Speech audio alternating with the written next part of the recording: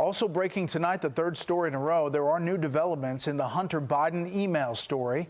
Here's senior political correspondent Mike Emanuel in Washington. Good evening, Mike. Brett, good evening. One senior federal official tells Fox News the FBI and DOJ concur with DNI John Ratcliffe's assessment that Hunter Biden's laptop and emails were not part of a Russian disinformation campaign.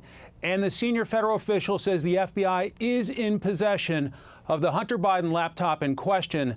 That breaking moments ago. Also late today, a new photo has emerged in the New York Post showing former Vice President Joe Biden's son Hunter and purported Kazakh officials.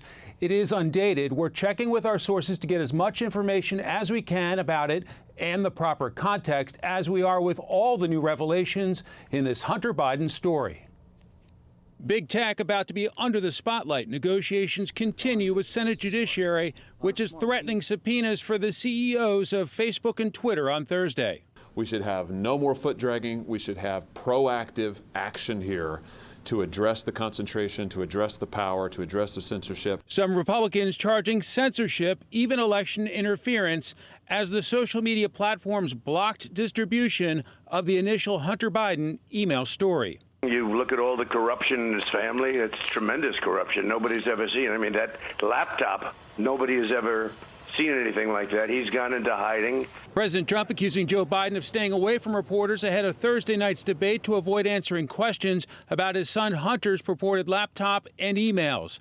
The president also jumped on this May 2017 email with Chinese energy executives verified by a source on the email chain, which discusses payment for 6 people.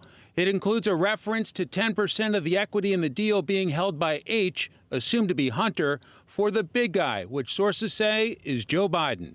The vice president got a kickback, and everybody knows it, and they've known it for a long time. Fox News has obtained images, including what appears to be a receipt from the Wilmington, Delaware computer repair shop signed by Hunter Biden. It also listed an email and cell phone number for him, and documentation from the FBI's interaction with shop owner John Paul MacIsaac. It shows the Bureau took possession of an alleged Hunter Biden laptop and external hard drive last December. Senate Homeland Security Chairman Ron Johnson wants answers about the FBI's actions since then. The FBI owes us a defensive briefing. If this shop owner is fraudulently peddling information to the Congress, that's a crime. The FBI ought to brief us on that as well. Investigative journalist Glenn Greenwald notes the Biden campaign's silence on the authenticity of what's been reported.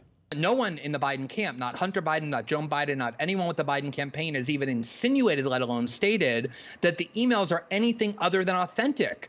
The FBI has made every effort to stay out of the 2020 election after it was front and center in 2016 with Hillary Clinton's emails and her private server.